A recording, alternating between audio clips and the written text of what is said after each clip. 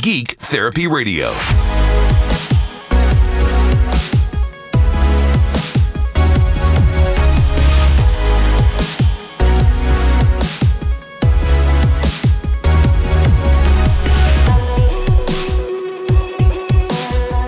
Welcome to Geek Therapy Radio.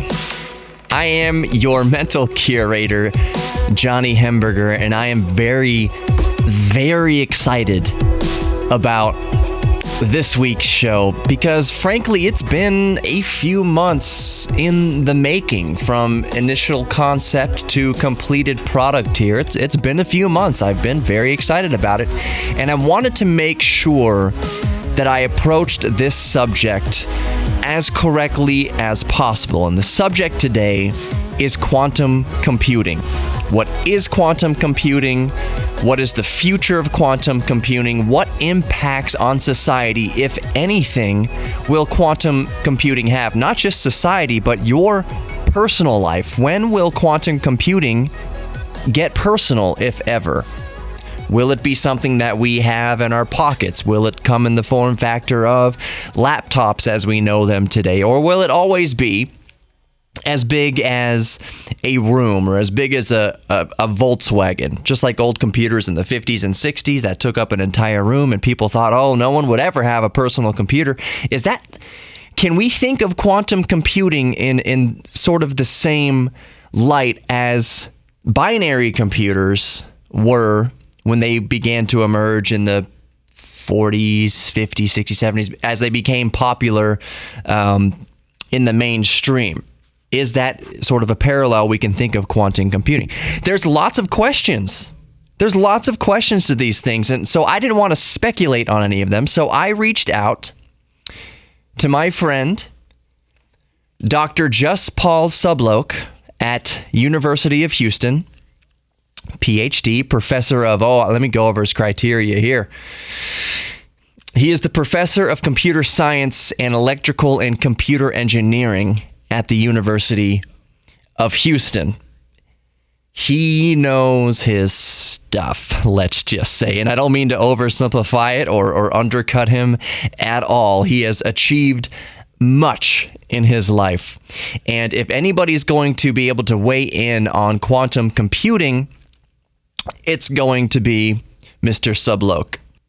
So I've prepared a list of questions for Professor Subhlok that I've had myself. I asked around. I've had discussions with friends and family members and other folks who are interested about quantum computing, and I've boiled it down to about 10 questions. And even Professor Subhlok helped me to identify more questions that would be interesting for him to answer, questions that I hadn't even thought of, that no one I had talked to had thought of.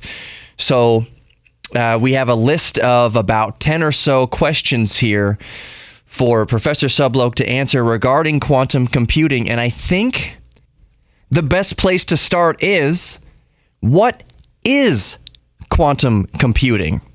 That's the simplest question, and that can kind of cover a lot of ground quickly to bring us up to speed on what exactly quantum computing is, to give us a good baseline foundation to accept the answers to the following questions. Because if we don't have a concept of what quantum computing is, none of the explanations to follow are going to make much sense without fundamental context. So, Professor Subhlok, what is quantum computing?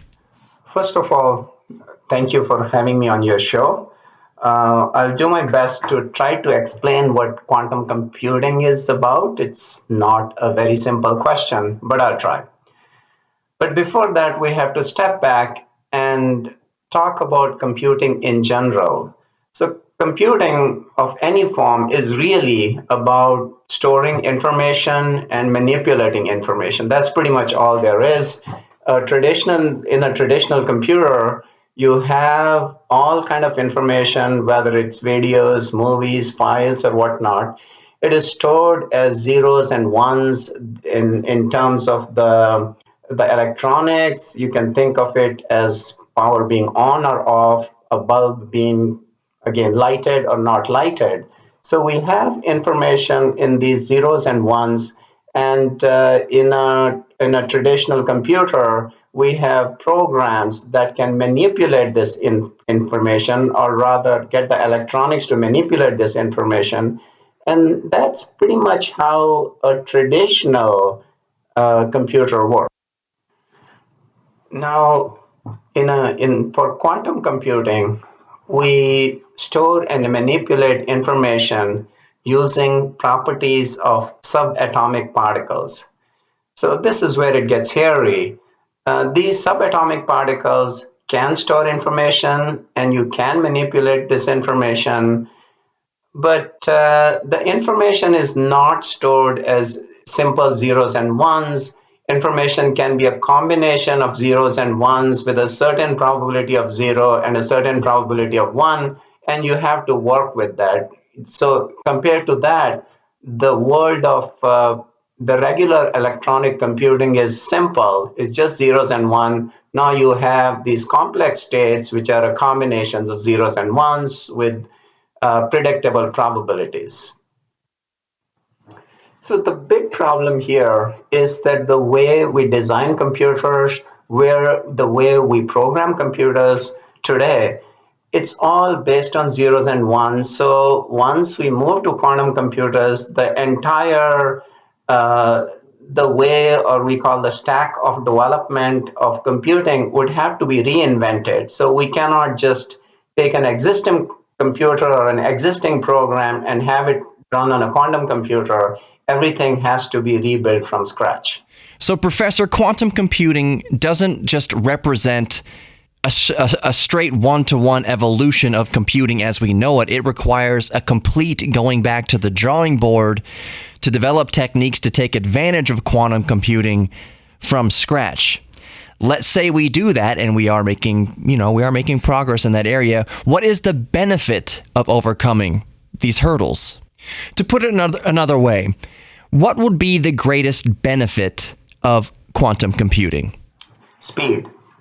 At least in theory, a quantum computer could be 1,000,000 times or 100 million times faster than a traditional computer. So it could be used to solve problems that you could not even imagine solving with the best of today's traditional computers. So there's lots and lots of promise in quantum computing, and that is an understatement. In the next segments here, we will ask about how close we are to the realities of harnessing quantum computing. Is it a fantasy? Is it a myth? Will we ever get there? And we'll shed more light with Professor Subhlok in the next segments as to how close we are to actually achieving quantum computing and using it in everyday life. More Geek Therapy Radio coming up. Don't go anywhere.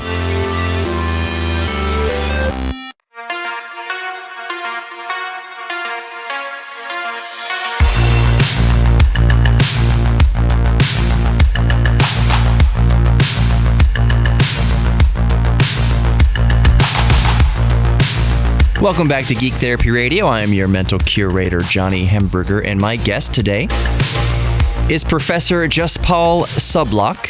He is Professor of Computer Science and Electrical and Computer Engineering at the University of Houston.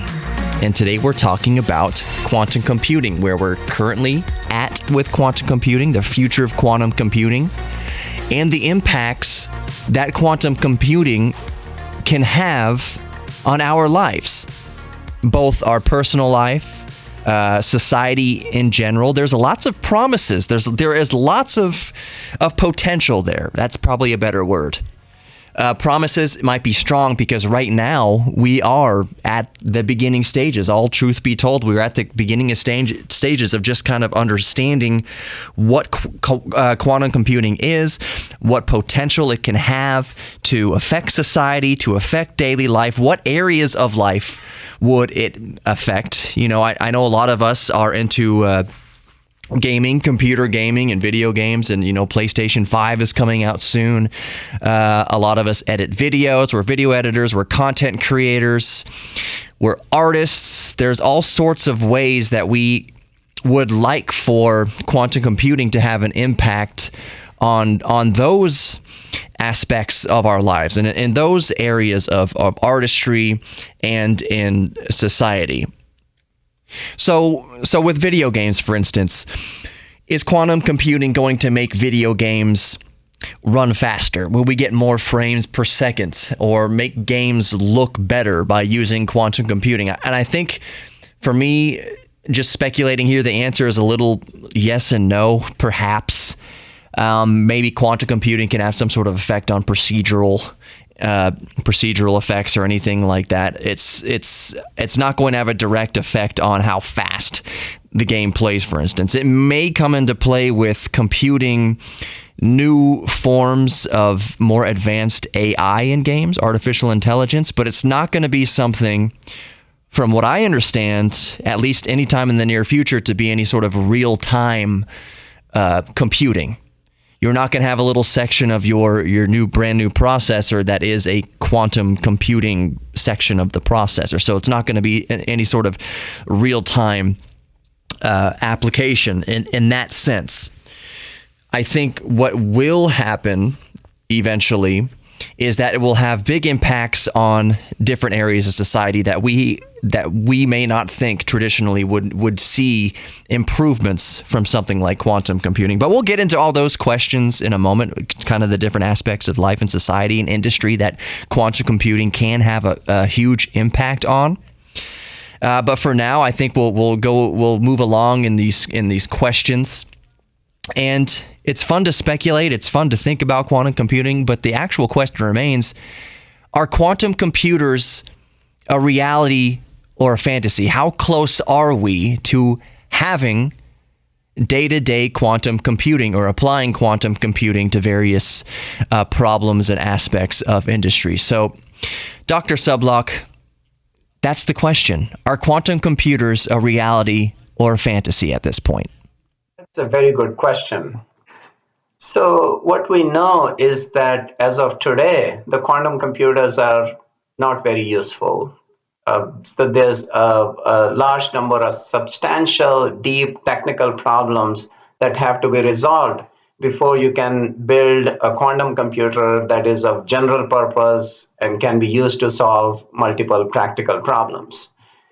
Where there will be in 5 years, in decades, or longer is up for speculation. There are those who believe that we'll have general purpose, useful quantum computers in a few years. Others say it'll take decades. And then there are yet others who basically think this just cannot happen. It's never going to work. These problems will never be resolved. But one thing we have to keep in mind here is that governments and companies around the world are investing heavily in quantum computing. So, for example, in the US, the Googles, the Microsoft, Intel, IBMs, and they're all in, and as well as big Chinese and Japanese companies. So clearly, companies don't invest when there is no hope. So there is at least potential that some breakthroughs will happen in the coming years where quantum computers will become of use and of practical value. Professor Subhlok, that's actually very that's a vote of good confidence for me that so many major companies and major players in the computing industry are investing so heavily in quantum computing. And I don't think it's a strange thing to assume that it's because the potential benefits of quantum computing are worth that risk. You know, when you go to Las Vegas and you're placing down a bet, you're trying to place a bet on something that you think is going to work out for you. So, for instance, Mattress Mac here in Houston is betting over $8 million that the Houston Astros are going to win the World Series. And that's because the Astros are showing the potential that they could win, that they could produce that result. So it's very promising to me that so many big companies and countries and what have you are putting such a huge vested interest in capital and even financial investment and manpower investment and educating future generations to solve this problem and to advance quantum computing all the further, because there is a huge benefit to be gained, of course, from quantum computing if this all works out. So speaking of potential gains from quantum computing, what would those gains be? What would be the real world impact of quantum computers? What will we notice in society and across the world in different industries, in different aspects of life that quantum computing would affect? So one more time, what would be the real world impact of quantum computers? Well, the complete real world impact of quantum computers is actually difficult to predict. So it's a little bit like, let's say humans were suddenly able to move 1,000 times faster. What's going to happen? What's going to happen to our houses, to our work, to how we build cities and so on would likely change, but we can't really guess exactly how it will change. So it's kind of similar. Quantum computing can, in some circumstances at least, make computing 1,000,000 times faster. So then we have to see what are the good and bad things that would be a side effect of such massive increases in computing speed. Let me start with one of the undesirable impacts of quantum computing, which is that the way we do secure communication across the internet will cease to work. You can think of it that a quantum computer can try all passwords and with that crack your password and be able to access the data that you're sending. So to be clear, that is not literally how it happens, but it's in a similar way. It can do computing so fast that the underlying secure communication infrastructure break down. However, there is research already on quantum cryptography, which will be secure in the quantum age. Professor Subhlok, that is a little scary, but at the same time, it's very, very fascinating. And that is one of those aspects of life that, like you said, we're going to have to learn how to navigate once we bring quantum computing to the forefront. So you're right, data encryption and passwords for that matter. When you have quantum computer that can basically run every possible password through its system and potentially break the code in less than a second, that could theoretically run millions, if not billions of potential passwords and find the correct one within a matter of nanoseconds, that is quite scary to think about. So in the next segment, let's talk about the positive benefits quantum computing can impact on society. More Geek Therapy Radio coming up. Don't go anywhere.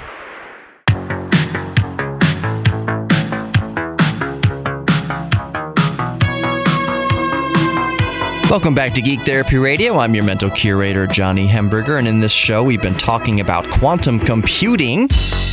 It's a very fascinating subject with Professor Jaspal Subhlok of the University of Houston. And in the last segment, we talked about at least one of the potential scary side effects of quantum computing. And I don't really mean to call it a side effect because it is a very, very scary side of quantum computing, and that is that potentially, like anything else, quantum computing can be used for evil, nefarious schemes. Hacking, I think that hacking will be elevated to another level. As I mentioned at the end of the last segment and what Professor Subhlok mentioned, data encryption. We are going to have to both use quantum computing to come up with ever stronger passwords and data encryption because those same quantum computers, that same technology, can be used to decode passwords and encryption. But like Professor Subhlok said, there are beginning to put measures in place to combat that aspect, that negative aspect of quantum computing. So in this segment, I think I want to start out by talking about what potential positive impacts quantum computing can have on on industry, on society, on our personal lives, just on society's life, basically? Is it all doom and gloom? Is it scary? Is it all going to be used for evil? But much like the nuclear age, you could use nuclear bombs to destroy, and you can use nuclear technology to help fight cancer. What are some of the positive aspects to quantum computing? What is some positive potential for quantum computing? Professor, what do you think? Yes, there will certainly be positive impacts too. Basically, quantum computing will fundamentally change the speed and scale at which we do data analysis and simulations, and that will have an impact on many industries. Some that I can think of are drug design, oil exploration, stock market prediction, weather prediction, and so on. Are there any particular industries we should discuss? Professor Subhlok, it's funny that you should ask that. And it's one area of quantum computing that I must admit I have been reading up on a little bit prior to this, and I've been basically gauging different, just random people's ideas of what possible impact it could have on this specific industry. But meteorology, I am still fascinated by meteorology. When I was a little boy, I thought for a while that I would grow up to be a meteorologist. My father was a news person here in Houston, and when I would go visit the station, I would hang out a lot with the weather department, the green screen or blue screen, whatever they were using back then. I think it was still just a green screen, but I thought that meteorology was absolutely fascinating. I would look at the clouds and just feel the wind and smell the air. And there was a few bad storms that rolled through our part of town. And being the geek that I am, I also had CB radios back then in elementary school. And after a particularly bad storm, I went out on my bicycle and I had my CB radio in my backpack with the antenna sticking out 3-4 feet in the air out of my backpack. And I would talk into the CB radio reporting on damage I had seen about possible tornadoes, high wind. And for some reason, a memory that's sticking out to me that I vividly remember is I always love the way it smells after it rains, especially after a cold front blows through, especially a powerful one in the summertime that really drops the temperature. So it could be August, it could be 99 degrees before the storm rolls through, and then drop it a good 15 degrees afterwards. So it would be in the mid 70s in the middle of summertime, and just the crisp smell in the air of the rain. Yeah, so I've always had a fascination with meteorology. So what sort of impact would quantum computing have on meteorology? Yes, I expect huge improvements in weather prediction if quantum computing becomes a success.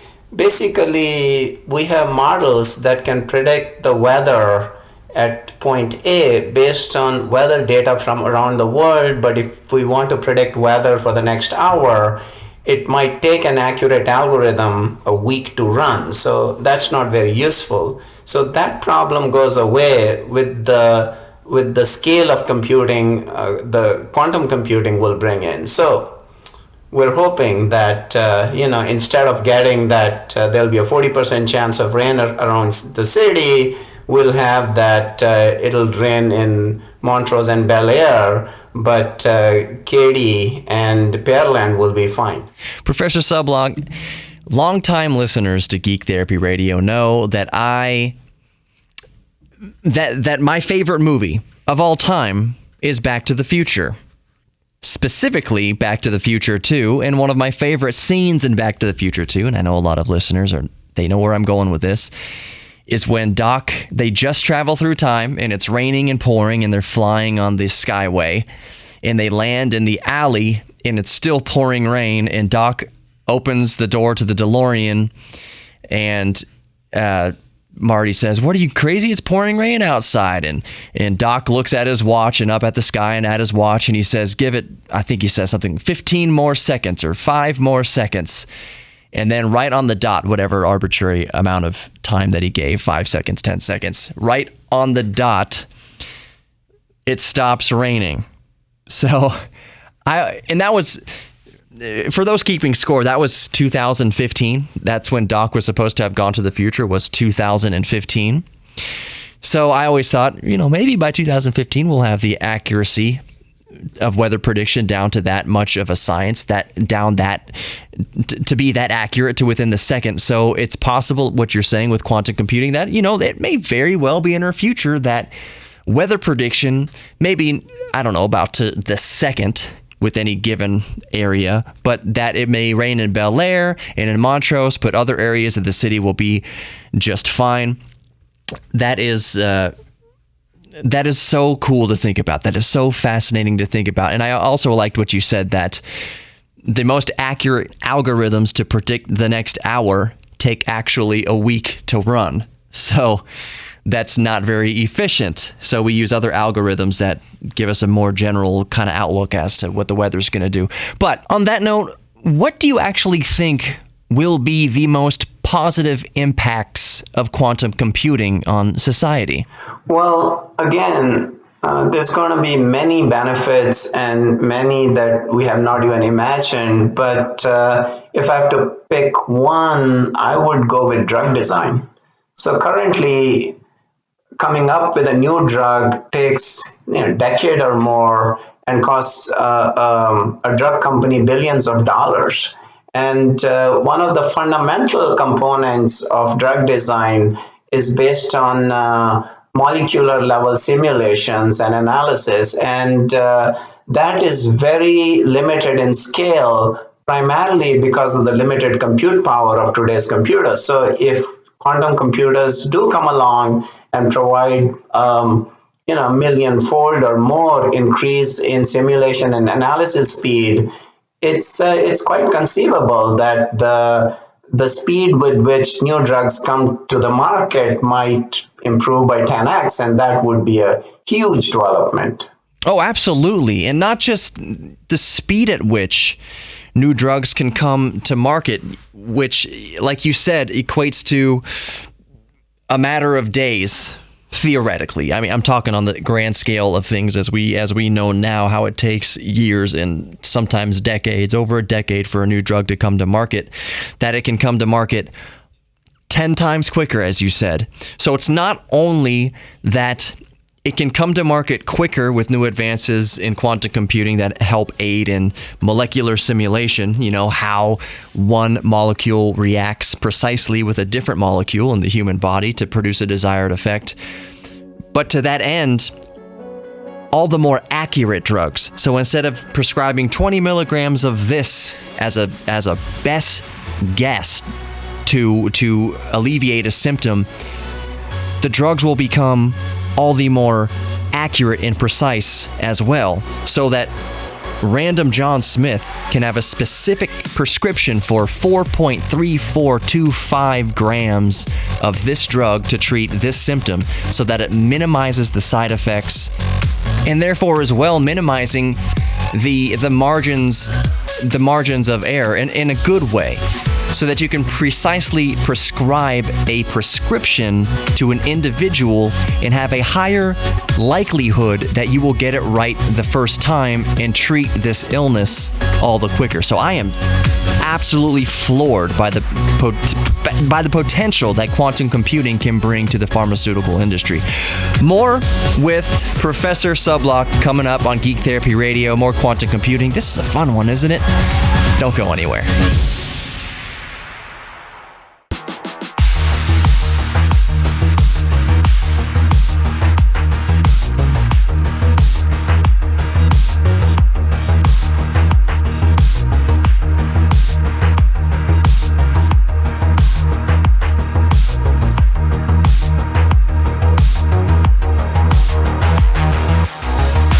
Welcome back to Geek Therapy Radio. I am still your mental curator, showing you around this museum of the mind and all these different geek things and hobbies and passions and science and technology here in Geek Therapy Radio each week. And just reminding you, because I have not already in this show, I produce 5 podcasts per week, so virtually every day during the work week, actually not Saturday or Sunday, because Saturday is the big show, the broadcast. So I guess technically 6 days a week there is something happening with Geek Therapy Radio. But there are 5 individual podcasts. Monday, Tuesday, Wednesday, Thursday, and Friday are the podcasts. So the Friday podcast is the actual broadcast. So if you subscribe to Geek Therapy Radio podcast in your favorite podcast player, of course we prefer the iHeartRadio app, you will be hearing the broadcast usually over 24 hours before it actually airs, so you can hear it early. And I call the broadcast promotion for the podcast because it's 2019. Podcasts are a thing. I love doing AM radio and broadcasting my voice through electromagnetic waves throughout the universe.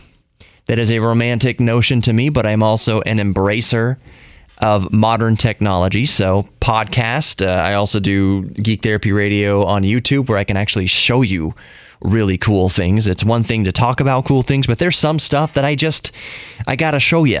So I talk about retro computers all the time, retro video game systems, Game Boys, and things like that. And it's easier to show you. Not that I don't tell you all about it on Geek Therapy Radio, but this is a long plug for Geek Therapy Radio on YouTube. I try to give some consumer advice when I am able, but I enjoy doing that. I've got a massive interview, a really cool show coming up with Chris Henderson from Handy Amps. He builds microphone amplifiers, guitar amplifiers, microphones, compressors, EQs, all sorts of stuff. He has, his workbench recording studio there where he takes all the components, the highest quality electrical components that money can buy, and he puts them together into mic preamps and compressors and EQs for use in recording studios around the world. There's a good chance at this point that you may have heard something on the radio or on Spotify or whatever by a top artist that has possibly passed through a Handy Amp. They've made their way out to Nashville, out to Europe, all across our country and Europe. So that's a cool interview I have coming up. I believe that will be next week. But to go along with the actual radio broadcast interview and podcast interview, we recorded it with a couple of cameras in his studio so I can show you this gear. I can show you how the sausage is made. So make sure you are subscribed to Geek Therapy Radio on all the digital outlets, and that also includes social media. For instance, Geek Therapy Radio on Instagram, I can show you real quick hits of neat things. I like taking really close-up pictures of especially vintage gear, close-up pictures of my DeLorean, close-up pictures of old Game Boys. And the idea is that I get so close that it's the next best thing to experiencing it in real life, so that you can see the textures and even the imperfections in whatever I'm taking a picture of, and feel like you are as close to possible without, being there in real life. That's just something that I do on the Geek Therapy Radio Instagram. On Facebook, that's a really good way to quickly interact with me and me to interact with you, because that's the platform best suited to that. But also email works great as well. geektherapy@iheartmedia.com. So with all that aside, I want to get back to the quantum computing discussion. So where we left off with Professor Jaspal Subhlok were some important benefits that quantum computing will bring to society. And we were talking about the pharmaceutical industry, of course, that it will make pharmaceuticals all the more accurate. They will bring life-saving drugs and treatments to market all the quicker, available to doctors and physicians, all the faster. What took decades will now take hours, basically, minutes, basically, at the molecular level in quantum computing can facilitate such advancements in pharmaceuticals and in medicine and in healing the human body. So I would be remiss if I didn't ask a couple closing questions. Most importantly, possibly the one that's biggest on people's minds, is you can't have any sort of new technology without somebody trying to use it for evil. And I know that we touched on it back early in the first or second segment about any negative side effects of quantum computing, what with data encryption and decryption. But Professor Subhlok, are there any ethical concerns with quantum computing? Well, quantum computing doesn't do anything unethical by itself, but it has the potential to speed up everything, good or bad. So in particular, the progress in artificial intelligence, which has been in the headlines all over, will speed up even more, and ethics issues related to artificial intelligence will get compounded, but that's another topic. I'll stop there. I think that's a very, very, very interesting point. A quantum computer is just a tool, and tools don't do anything evil unless the person using the tool has evil intentions. For instance, a baseball bat doesn't hop up and bludgeon somebody to death. Neither does a hammer. Neither does any tool that is used for one purpose but can be used for evil in a different application. It's always going to come down to the person behind it, the person using the tool. Is the person using quantum computers evil? For instance, drug cartels, in much the same way pharmaceutical industry can use quantum computing to create drugs that will treat disease all the quicker and in the end save more lives. An organization like a drug cartel could use quantum computing to create a drug so addictive that you take it once, and even the most strong-willed among us are addicted for life, because coming down off of that drug after taking it just once can make you feel like death. It can destroy you emotionally, physically, mentally after just one use. So that is a very evil potential use for quantum computing if they make drugs, illegal drugs, so powerful that it has that evil effect on the user. So, Professor Subhlok, are there any final words you want to tell us regarding quantum computing? I would like to close by saying that quantum computing is a very exciting area of research at this point. It is quite plausible that it would change the world in a big way, but it is also plausible that it just won't work out. So we just don't know at this point. So stay tuned. Yeah. Stay tuned indeed. This is such a fascinating topic that I can't help but stay tuned. And I know there's a lot of people listening that despite themselves could not help but stay tuned to the developments occurring what seems like daily in quantum computing. If you follow any sort of tech journal, they're always talking about advancements and progress being made on the quantum computing front, up to and including new areas of problem solving that we hadn't thought about yesterday. Professor Subhlok, I thank you from the bottom of my geek heart for coming on to Geek Therapy Radio and sharing with us today. Okay. Thank you for listening to Geek Therapy Radio. I want to tell you real quick on the way out about my friends up at Best Automotive in Kingwood. Look, I know that one of the agreements I made with Aaron up there is that I wouldn't make this sound all advertising, because they don't do radio advertising. The reason why we entered into this partnership is because I grew up in Kingwood. They've been around since as long as I've been in Kingwood. They've been there since 1984. I came to Kingwood in 1989, and they have a lot of cool classic cars there. They work on your old classic car, so I like to go there and just sit and have coffee and look at the classic cars and window shop, basically, at the eye candy.